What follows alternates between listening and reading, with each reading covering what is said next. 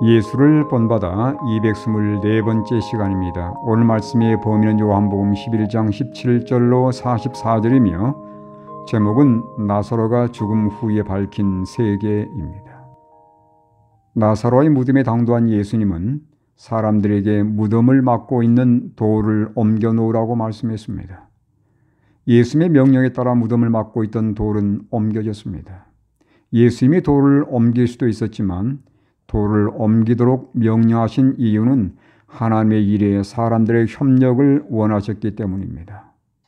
예수님의 능력을 맛보기 위해서는 내 삶의 방해물을 제거해야 합니다.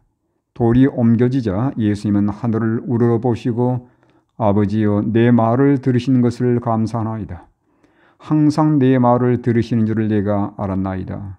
그러나 이 말씀하옵는 것은 둘러선 무리를 위함이니 곧 아버지께서 나를 보내신 것을 그들로 믿게 하려 함이니이다 라고 간구했습니다. 나사로가 무덤에서 부활한 사건을 통해 예수님의 진정 생명이시며 부활하심을 사람들이 믿도록 하기 위함이었습니다. 하늘을 우러러 기도하신 후에 예수님은 무덤을 향해 큰 소리로 외쳤습니다. 나사로야 나오라.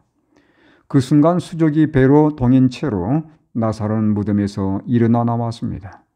다시 한번 예수님이 하나님의 아들이심이 증거되는 순간이었습니다. 사망까지도 예수님의 명령에 순종했습니다. 장차 재림 때 예수님은 죽은 의인들을 그렇게 깨울 것입니다.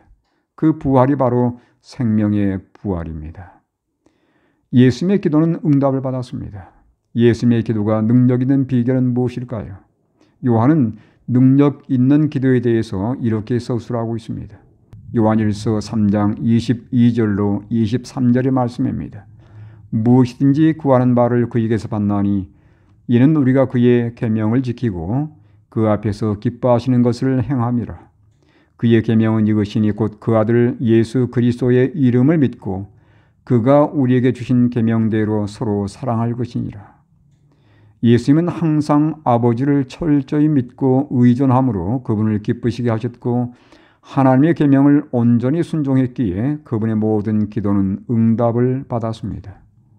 예수님은 사람들에게 무덤에서 나온 나사로를 풀어 놓아 다니게 하라고 말씀하셨습니다. 예수님은 다시 사람들이 하나님과 어떻게 협력해야 할지를 보여주신 것입니다. 영혼에게 생명의 능력을 불어넣으셔서 그 영혼을 살리는 일은 전적으로 예수님의 일입니다. 하지만 그 영혼이 하나님을 믿는 일에 있어서 방해되며 거추장스러운 것들을 정리하도록 돕는 일은 우리가 해야 할 일입니다. 나사로는 무덤에서 나와 부활을 경험했습니다.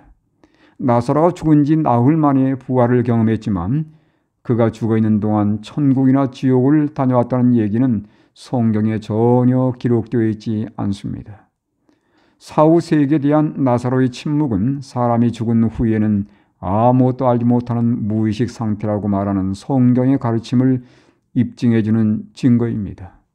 전도서는 전도서 9장 5절에 산자들은 죽을 줄을 알되 죽은 자들은 아무것도 모르며 라고 기록하고 있고 욥기서는 욥기 14장 21절에 죽은 사람에 대해서 말하기를 그의 아들들이 존귀하게 되어도 그가 알지 못하며 그들이 비천하게 되어도 그가 깨닫지 못하나이다 라고 말씀하고 있습니다. 따라서 나사로도 죽음 후의 세상에 대해서 침묵할 뿐이었습니다. 사후에 대한 성경의 가르침을 믿으시는지요?